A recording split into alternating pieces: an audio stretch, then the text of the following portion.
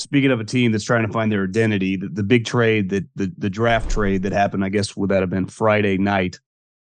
On the Panther side, this feels like it's got Dave Tepper written all over it. You know, he's a financial wheeler and dealer. He's getting bored. He's getting tired of losing because it's a lot to give up, Colin, for this. Trevor Lawrence not in this draft. You know, and it's been reported they don't even know exactly who they're taking. Last time the Niners tried to do something like that, I would not operate making a trade without the player that you know, just to figure out 2 or 3 guys. Yeah, this is one of those, you know, if Bryce Young hits, then it looks like a brilliant move. But I thought Chicago essentially solved, you know, people banged on the Chase Claypool move, but now their receiving core is DJ Moore, Cole Kmet, very capable young tight end, Darnell Mooney, a solid 2, and Chase Claypool. So they don't really have to go after a wide receiver in the draft, and they've got multiple extra picks. You know, they drafted some offensive linemen last year. A couple of them can play. You know, they can kind of go solve their defense so Justin Fields doesn't have to be in shootouts.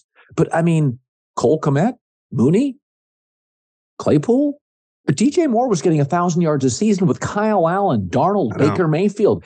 I couldn't believe. I understand giving away a first in 2 seconds. Throwing DJ Moore, and by the way, so you draft a young quarterback. You just lost your best receiver for him.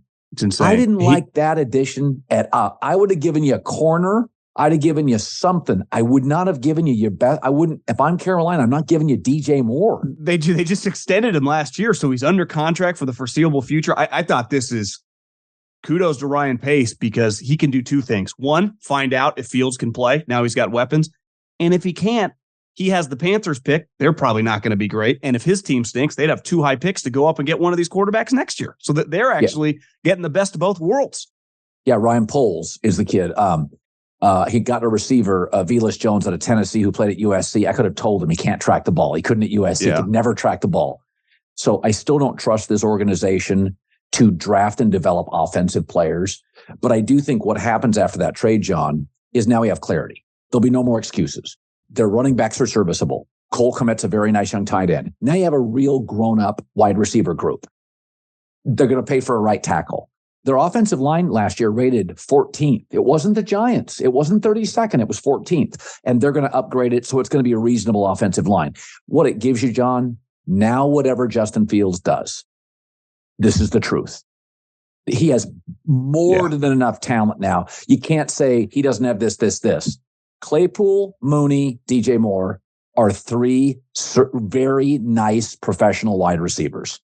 See, and I think on the Panthers side, you just wonder if Tepper gets involved on who they ultimately want to pick, and it's not the coach and not the general manager's decision. I think Bryce Young is an elite player. He's just short, which, you know, can be risky. But, you know, we've seen him 2 years ago they played Georgia twice in, you know, a month and went toe-to-toe with them with a defense full of 11 pros and like first-round pros. Yeah. But he's just small. And, you know, Anthony Richardson, I was texting with Daniel Jeremiah because Anthony Richardson, I said, what round would those guys have gone in when you first broke into the league? Guys like Anthony Richardson and Will Levis, who are just big physical guys, but, you know, have a long way to go. He's like, those guys would have been mid-round picks. Now both of them are going to go in the top 5. So this notion that position, it's so nuanced, it's so hard. You can't just draft like you can a defensive tackle and hope he figures it out because time and time they don't. And whoever they pick has this enormous pressure. I've seen it with Trey Lance. All these picks, the whole trade, it just hangs over you forever if things don't go well. It's hard. Well, the Colts, I think, should move up to 3 because if somebody moves up in front of them, they're going to get the 4th quarterback in an average quarterback draft. Yeah. That would worry me. Now, again, there's Max Duggan's going to be a 2nd or a 3rd round guy, and there's a lot of people that think, you know, a team like Indy could get him. I'll tell you this about I had somebody text me on this inside the league. It's pretty interesting. So I said, you know, Will Levis's family has some Ivy League connections. He's a 4-point student. He's a big, thick kid, good arm. And somebody texted me in the league and said, look how chiseled he is. He said, name the great quarterbacks that are chiseled. They don't exist. Yeah. Is that when you ever go to the gym and see a weightlifter try to play basketball, how stiff they are? There's no fluidity to them.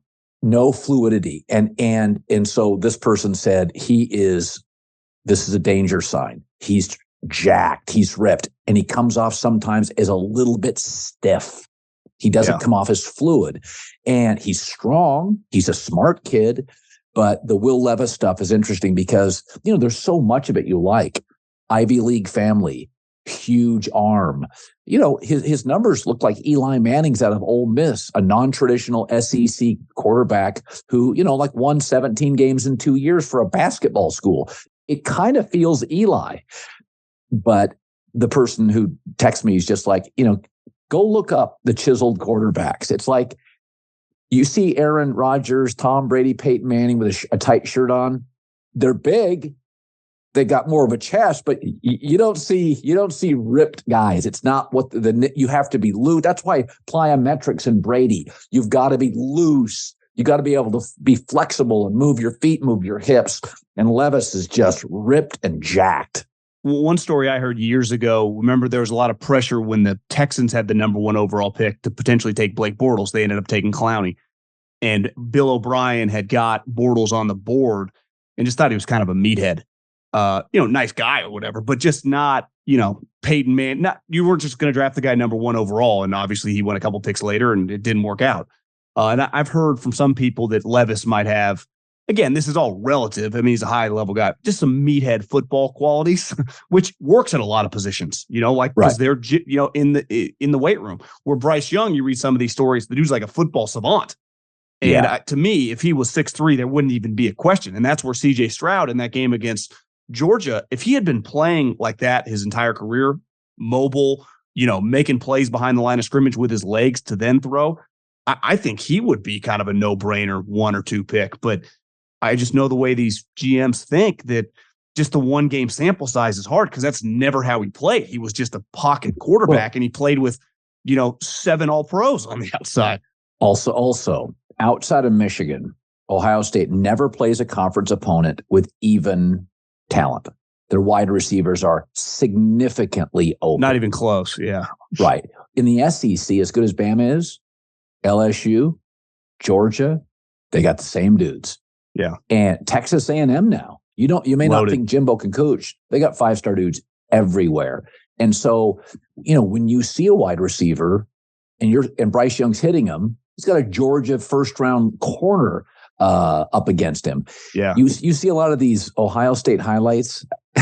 These guys are wide open. Now, CJ's accurate. He had a good combine. That doesn't mean a ton to me, but he throws a beautiful ball. He throws a beautiful ball out of his hand. Yeah. But we've never had an Ohio State quarterback of note in professional football in the history of the NFL. And there's probably a reason, is that they have so separated. And over the last several years, because of a coach they have, Brian Hartline, who may be the best recruiting coach in the country, they're getting like only 5-star guy now. That's all they get at Ohio State. It's become the best wide receiving program in the country, Alabama and Ohio State. So you're playing up against Purdue's corners, Minnesota's corners, Illinois' corners, outside of Michigan, maybe at Penn State, Michigan State's corners. So it is harder to evaluate. I said this for years. It's like, I didn't know how good, Tua was. I'm like, even in the SEC, they had like 2 to Devontae Smith, and they have all these first-round guys. I'm like, this is better than the Patriots. So, but I just think with CJ Stroud, there's a lot I like, but there's a lot of easy throws if you're a Buckeye quarterback.